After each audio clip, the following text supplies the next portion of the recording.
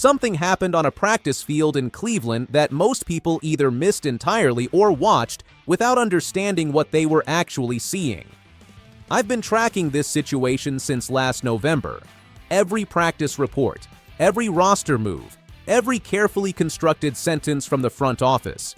And the conclusion I kept arriving at, the one I kept saying out loud when people would listen, was that this was never going to resolve itself the way the public expected. Because NFL organizations at this level don't communicate their real thinking through official depth chart releases or beat reporter background conversations. They communicate through reps, through draft capital, through the specific words a general manager selects when he's standing in front of cameras, and the words he just as deliberately leaves out. If you know how to read those three signals simultaneously, the Cleveland quarterback situation stopped being a genuine competition a long time ago. Most people just haven't caught up to what already happened. So let me walk you through it. 13 completions, 13 attempts, 5 touchdowns, in a live, fully competitive practice environment. I want to sit on what that context actually means before anyone moves past those numbers too quickly, because the setting matters just as much as the statistics. These are not choreographed drills. These are not skeleton sessions where receivers have clean releases and defensive backs are running at half speed. These are real professional reps against NFL defenders who have every career incentive to make the quarterback look bad. Guys fighting for roster spots. Guys with genuine pride invested in every single snap. Guys being evaluated with exactly the same intensity as the offense lined up across from them.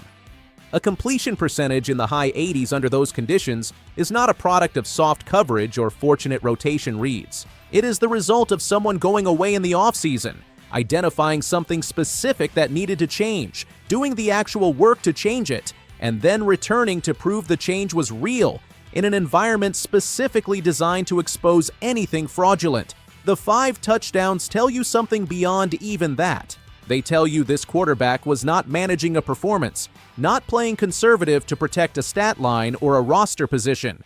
He was throwing with genuine conviction into windows that required him to trust his own processing completely. That is a fundamentally different kind of quarterback than the one certain very vocal people spent the entire past year insisting we were watching. And then those people went quiet.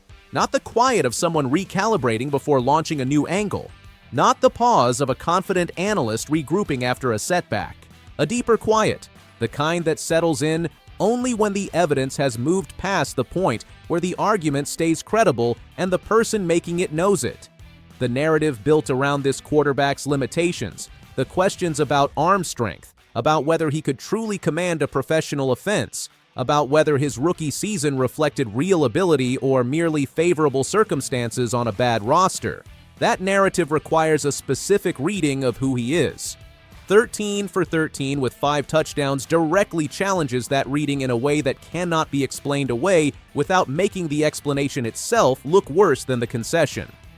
I've been in this long enough to recognize when that particular silence means someone has run out of road. That was a concession. But the practice field is only one of 3 pieces. Because reading the full organizational picture requires holding all 3 simultaneously, and most coverage stops at 1. The second piece happened at the podium, and I need you to actually pay attention here, because most people listen to NFL press conferences the way you listen to background music, present without processing, assuming nothing of real significance is being communicated. That assumption will cost you the actual story almost every single time. Front office executives at this level are not casual, unguarded speakers. Every public answer is constructed. The praise they deliver is chosen deliberately. The praise they withhold, the energy they choose not to deploy, the examples they decline to reach for, all of it is just as deliberate and often more revealing than the words that actually come out. Andrew Berry used the word command when describing what he expects from Shedeur Sanders heading into this season. I need you to understand that word is not incidental. It is not a filler compliment tossed into a press conference to fill dead air. Command is not developmental language. It is not the language you use for a player in a genuinely contested roster battle where the outcome remains uncertain. Command is what you say about a franchise quarterback. It describes a player the locker room has already begun gravitating toward naturally without being told to. It describes a player the offensive system is being architecturally constructed around. It describes someone whose organizational position is essentially settled even before the official announcement exists. When a general manager assigns that word to a second-year quarterback with 7 professional starts in front of cameras in a public setting, he is not hedging. He is sending a message that everyone inside that building already understands, wrapped in professional language that keeps the public process technically intact. Then came the moment that told me more than anything else in that entire press conference. A reporter handed Barry an almost textbook easy opportunity to reassert Deshaun Watson's standing in this competition. The Pro Bowl appearances, the demonstrated big game performance, the years of accumulated experience operating at an elite level in this league. Most general managers take that lifeline without hesitation. It's the professionally safe move. It protects the locker room dynamic. It commits to nothing while appearing to acknowledge the veteran's value. Barry didn't take it. He offered the most general possible acknowledgement that experience carries some abstract football value, and then he simply stopped. No specific examples from Watson's career. No conviction behind it. No illustration of why accumulated NFL experience gives a meaningful edge over a quarterback with 7 starts. He declined to make the case, flatly. Without drama, but without any ambiguity either. Put that in the financial context it requires, because when you do, it becomes genuinely staggering. This is not a franchise walking away from a cheap one-year gamble. This is the organization that paid the largest fully guaranteed contract in NFL history, $230 million fully guaranteed, and surrendered 3 first-round picks to acquire a quarterback. And the general manager of that organization stood at a podium and communicated, through the deliberate architecture of his non-answer, that none of that history purchases a single automatic snap over a player who wasn't in professional football 2 years ago. The financial commitment and the depth chart reality have been completely separated in Cleveland's internal thinking. Organizations do not make that separation publicly or easily unless they are very certain about where they actually stand. The third data point was Tylen Green, the 6th-round rookie, and the way Barry talked about him completed the picture in a way that became impossible to misread once you placed all 3 pieces side by side. Green got patient developmental language, long-term project framing, 0 competitive urgency anywhere near his name, which is entirely appropriate for a player at his career stage. But the analytical value of the comparison has nothing to do with Green specifically. It has everything to do with what happens when you run 3 quarterbacks through the same press conference filter and observe how the language changes around each of them. One gets specific concrete praise in real performance categories: decision-making, ball security, pocket management, situational awareness sharpening under pressure, with command anchoring all of it. One gets bare acknowledgement that a career exists, delivered without examples, without energy, without conviction. One gets gradual developmental patience with no urgency attached. That is not how organizations talk about 3 players in a genuinely open competition. That is an internal hierarchy being broadcast through the deliberate construction of public language. And Barry confirmed the rep distribution won't be equal either. Performance drives the split, not a predetermined rotation designed to create the appearance of fairness. Place that statement directly next to the command language and the Watson non-answer, and the conclusion draws itself. What locks the entire picture into place? And this is the element that gets the least attention because connecting it requires tracking things that happen weeks apart, is the off-season construction surrounding all of it. Because roster decisions tell you what an organization actually believes in a way that press conference language sometimes can't fully access. Roster decisions cost real resources. Spencer Fano at 9th overall was not a generic offensive line upgrade. NFL franchises do not spend top 10 draft capital on generic anything.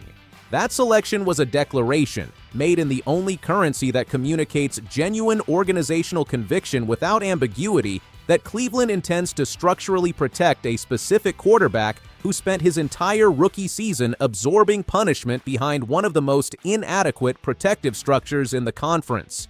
And I want to go deeper on why that matters beyond the obvious physical protection argument, because the developmental dimension is actually more consequential and almost never gets discussed seriously.